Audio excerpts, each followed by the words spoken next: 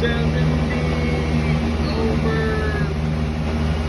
210. They both draw like. Put a new contactor into.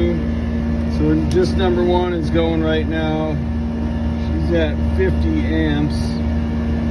Number two is not on. This is what controls this temperature. Check this out.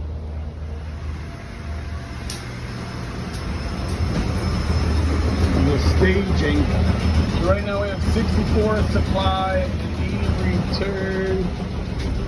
This pneumatic control here.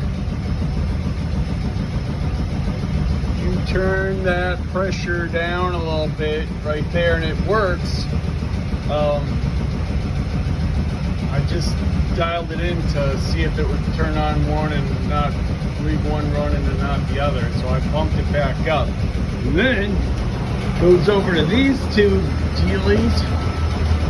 First stage is set 8 to 10 PSI. It's currently at 13 or 14. So that one's gonna kick in, and then second stage 10 to 12. I tested that, it's working.